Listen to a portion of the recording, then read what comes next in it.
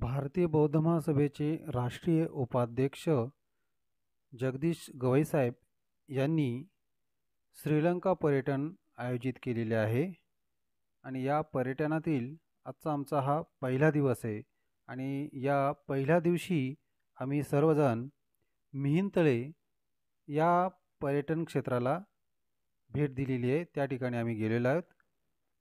तर या मिहिंतळे पर्यटन क्षेत्राबद्दलची माहिती थोडक्यात या व्हिडिओच्या माध्यमातून आपणास देत आहे। मिहिंतळे हे जे ठिकाण आहे हे अनुराधापुरम शहरापासून अंदाजे 12.5 किलोमीटर अंतरावर हे ठिकाण किंवा हे पर्वत वसलेला आहे। या पर्वताची उंची अंदाजे 1000 फूट म्हणजे 300 मीटर इतकी आहे आणि हे क्षेत्र पूर्ण पर्वतीय क्षेत्रातील एक शिखर आहे।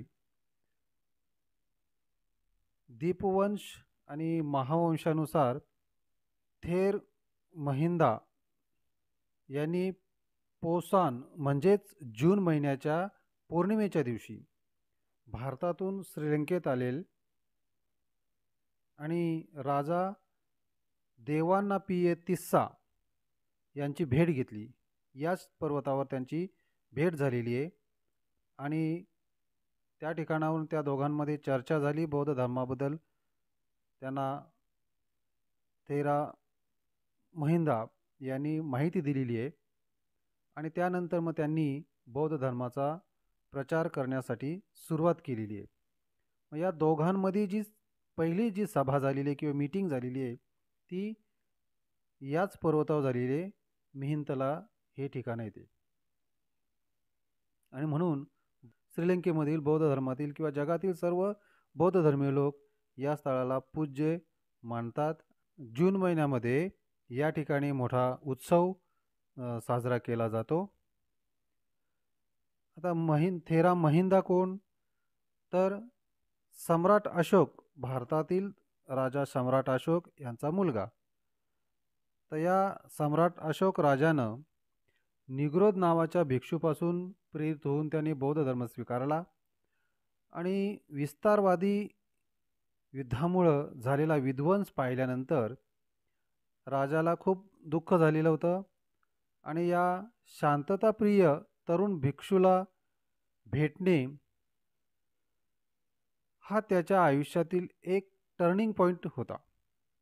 त्यानुसार त्याने युद्धाचा त्याग केला आणि शांततेचा संदेश देण्याचा त्याने निर्धार केला होता। परिणामी त्याचा मुलगा आणि मुलगी या दोघांनाही त्याने भिक्षू बनवलं आणि त्यांना बौद्ध धर्माचा प्रचार करण्यासाठी श्रीलंका या ठिकाणी पाठवलेले। श्रीलंकेला सिलोन असे सुद्धा संबोधले जाते।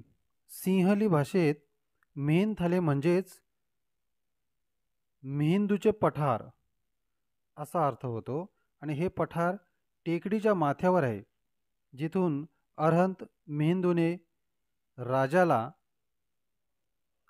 हरणावर गोळी मारण्यापासून रोखण्यासाठी राजा देवांनापिये तिस्सा या नावाने हाक मारली आणि म्हणून मिहिंथळे हे विशेषतः सिंहली संज्ञा आहे।